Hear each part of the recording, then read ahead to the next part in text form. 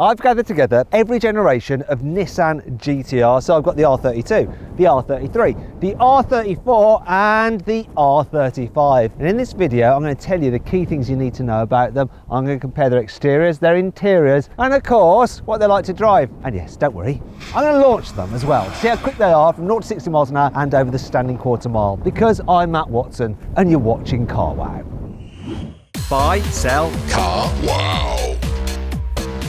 Let's start this video at the beginning. Nissan's first ever four-wheel drive GT-R model. So it was based on the R32 generation of Skyline Coupe, and it was introduced in 1989. So over the standard Skyline, they added a body kit with an aggressive front bumper, bigger air intakes, widened wheel arches to accommodate that four-wheel drive system, larger wheels, though they do look tiny by today's standards. You've got a big wing at the back. This car actually has an extra carbon fiber wing, which is aftermarket, as is the big bucket exhaust. Other than that though, it is nice and standard. This is what the normal exhaust looks like. Another feature at the rear of the GT-R is that it has slightly different tail lamps than the normal Skyline.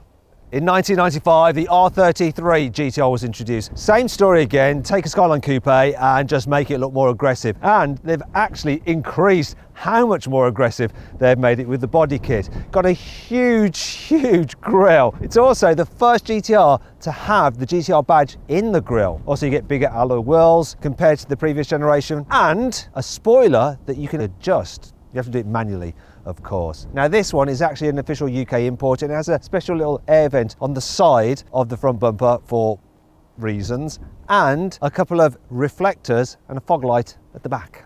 In 1999, the R34 version of the GT-R was introduced, and now Nissan are really getting the hang of making body kits that really differentiate the car from the standard Skyline on which it's based. It has an even more dramatic looking front than the previous generations. Bigger side skirts, bigger wheel arches, bigger wheels. The wing as well, rather than having the whole wing adjustable, it's a part of it at the back. The car also got a rear diffuser, though the one on this car is aftermarket, so it's slightly enlarged, as is the exhaust, as are the wheels, though they are the same size as the original. 18 inches. I think overall this is my favourite looking version of the GT-R. It just looks right and prices reflect that. This thing's worth £120,000. The R33, £70,000 and the R32, £45,000. In 2007, Nissan released the R35 generation of GT-R, and unlike all the others, it wasn't based on a normal everyday coupe. And as you can see, it's just way beefier, bigger and more extreme than what came before, because essentially the designers just had a free rein to do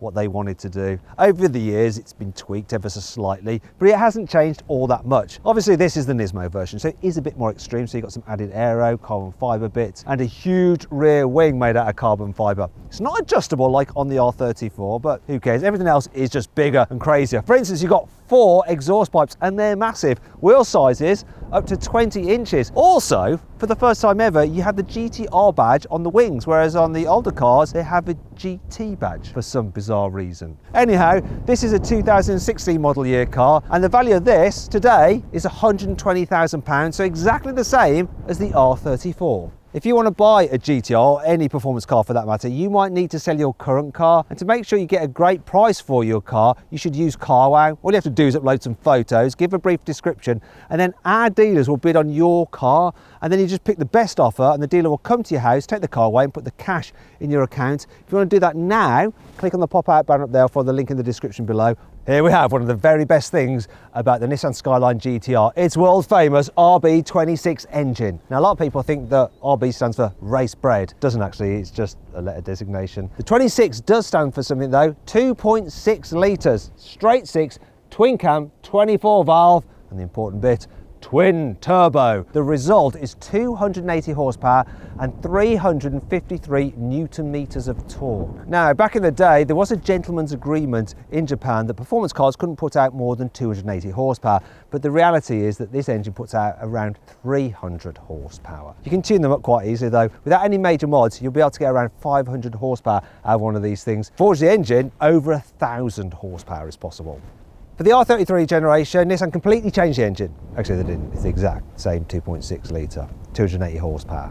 Gentleman's agreement, remember. However, in reality, this one was putting out about 320 horsepower because it had new ceramic turbos, a bit more torque. 368 newton meters. Other than that, identical. The R34 generation of Skyline GT-R was supposed to have a V6, but Nissan ran out of money, so they just painted it red to keep people happy, and that was enough because everyone loved this engine. Still supposed to have 280 horsepower, but it didn't. Once again, the gentleman's agreement was slightly ignored. This one apparently puts out 340 horsepower as standard, thanks to, once again, some new bearings in the turbos. Torque, 392 Newton meters. For the R35 GT-R, Nissan finally had enough cash for their V6, and what a V6, 3.8 litres, twin turbo, completely crazy. In 2007, the car's engine put out 480 horsepower. The very last GT-R had 565 horsepower, but this Nismo, it's tuned all the way up to 600 horsepower and 652 Newton meters of torque. The engine, look, it has a little plaque on it to say it's been hand built by someone whose name I'm not even going to try to pronounce. Anyway, it's this person there. I wonder where Nissan got the idea of having an engine signed. Anyway, this thing is so fast. We're going to see how quick all these cars are in a moment when I launch them. But before that, shall we just have a listen to how they each sound?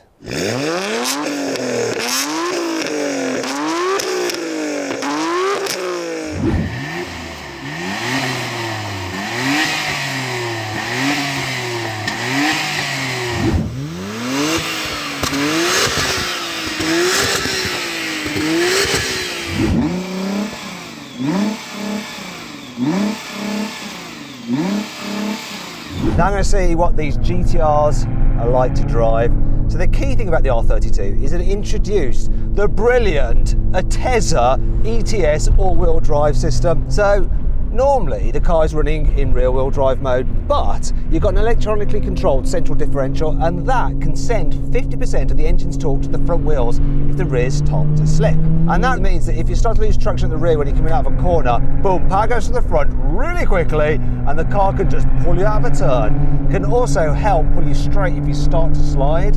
And the system is really impressive, especially for its day. In fact, it's so impressive that this car absolutely dominated in the Japanese touring cars in the early 90s.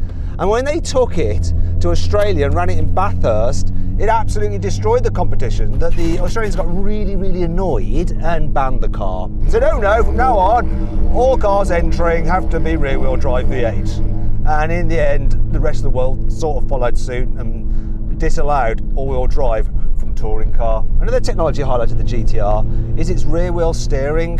To think this car, it's an early 90s car, has rear-wheel steering is pretty impressive. It just helps get the car turning into corners. It also aids stability as well. And in fact, this car is pretty high tech when you think about it. So you've got multi-link rear suspension and double wishbone at the front. Porsche 911s, even now, today, they don't have double wishbone suspension at the front. Only the new GT3 does. Do you know what? There's something about old cars that they just have a load of feel to them. You can just get them moving around beneath you when you just turn into a corner. That it makes it just really playful. The grip levels are a lot lower, which actually means a lot of fun on the road.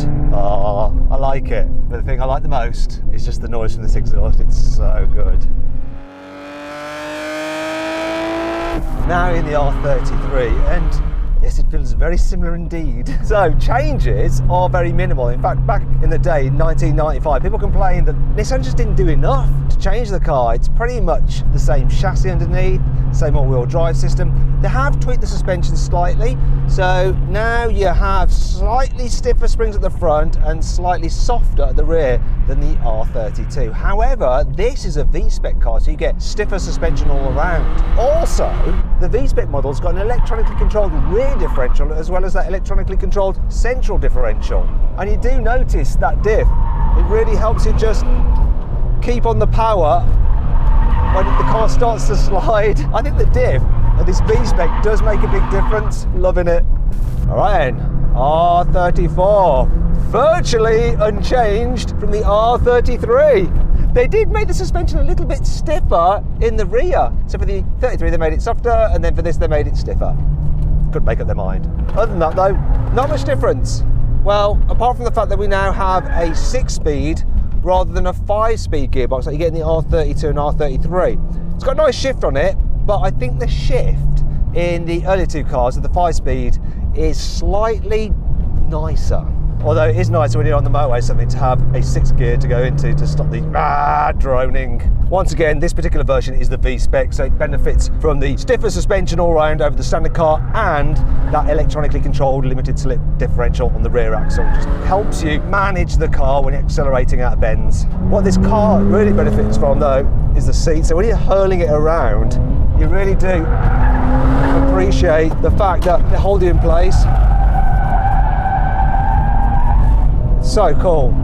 Okay then, R35 GT-R. While all the previous GT-Rs are pretty much the same cars but with different bodywork, this is entirely different. In fact, rather than being based on a coupe and like tuning it up and having a clever all-wheel drive system, Nissan just thought, you know what, let's just build a bespoke car that can take on supercars. So this car, once again, has an all-wheel drive system, which they called a Tesla, what have you, but it's completely different. You have carbon fibre prop shafts and drive shafts. You have a limited slip diff at the back and one at the front. It's absolutely nuts the way this thing can put its power down. And to drive, it just feels so much more extreme, so much more on it, so much grippier, so much crazier. It's almost like it's 5 generations ahead compared to the other cars. It's an absolute animal. Obviously you've got more power, a lot more grip, so to get it moving about beneath you is so much harder.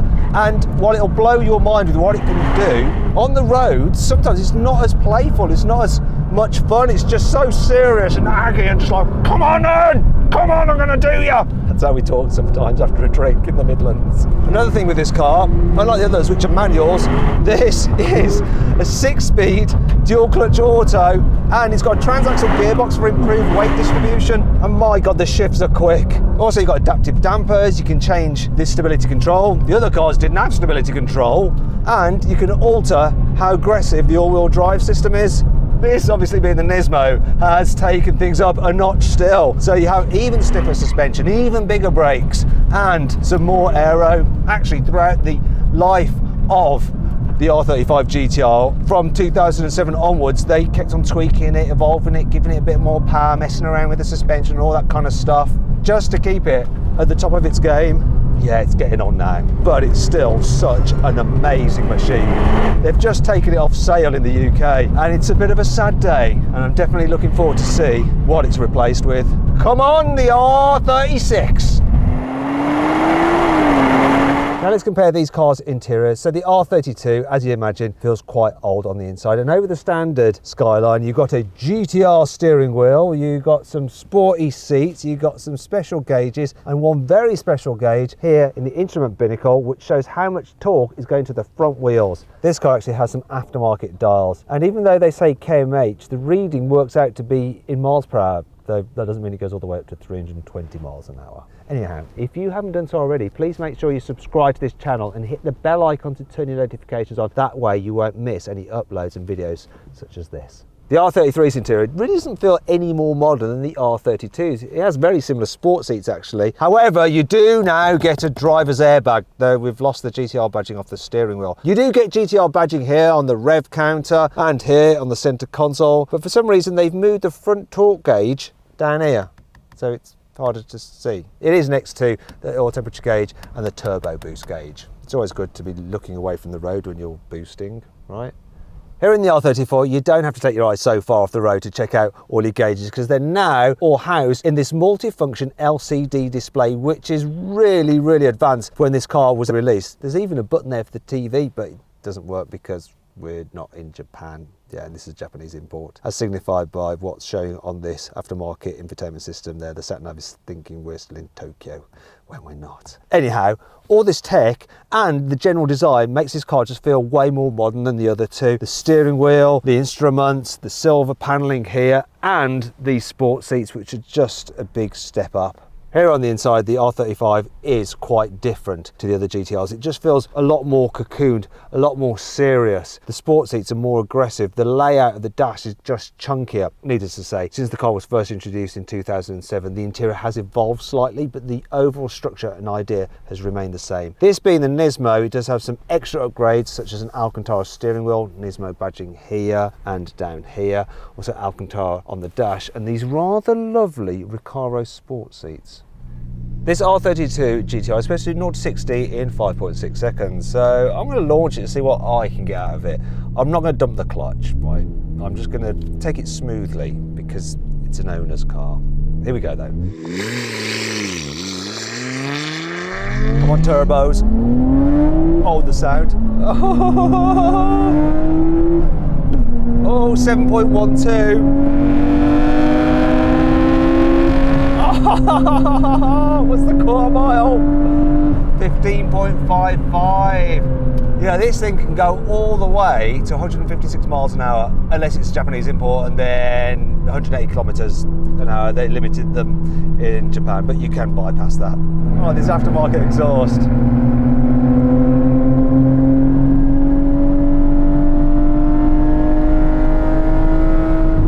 Oh, it is worth it for that alone. Okay, R33. Same deal, but the 0 to 60 time falls to 5.4 seconds. Well, that's the official one. It'll be higher than that with me. Bit more torque than the R32. Let's see what I can do. Come on, get on boost. Oh, we have the boost. Oh, nice chirrup when I change up. 6.63 to 60. I'll take that. Come on, what's the quarter mile? 15.01. Now for the R34. It's supposed to do 0 to 60 in 4.8 seconds, but I'm not sure I'm going to do that. Let's just see what happens. Come on. Oh, come on, baby. 6.89 to 60. Oh. Didn't manage to go quite as quick as I did in the R33. Finally, we come to the R35 GT-R, and it's supposed to do 0 to 60 in 2.5 seconds, which is just nuts. And if the car underperforms, it's nothing to do with me and my poor launch or my clutch control. Nothing to do with that at all, because the car is taking care of everything. I'm just going to left foot brake, floor the throttle, release the brake.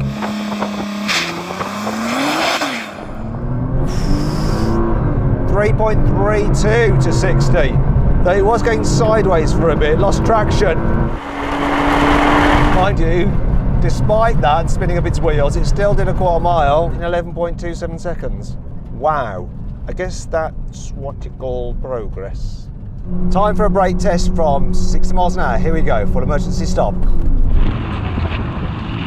What's it gonna be? How long did it take to stop? 36 meters, bless it. Oh God. Okay, brake test in the R33 from 60 miles an hour. We have ever so slightly bigger brakes than the R32. Will that matter? Let's find out. Braking now.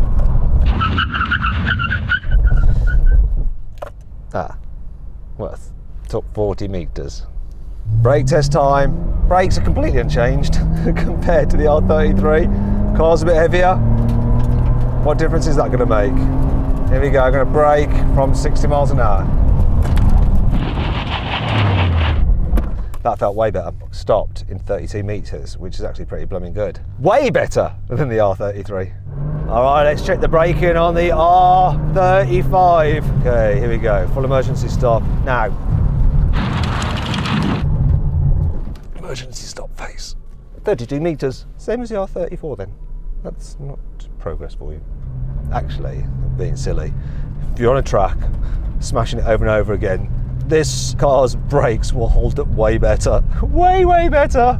Right, let's wrap this up. What you want to know now is which of these cars is my favourite, and obviously it's this one. I love the R34. It's got the looks, it's really nice to drive, it's got sufficient performance for use on the road. It's a thing of beauty and it's worth a lot of money. This is the one I'd like to take home. Anyway, I hope you all enjoyed the video. If you did, give it a like. If you want to watch some more videos, click on the windows, and if you click on that box there, you can go to Carwow, silly car. Just upload some photos, give a brief description, and our dealers will bid on your car to make sure you get a great price for it. See you next time.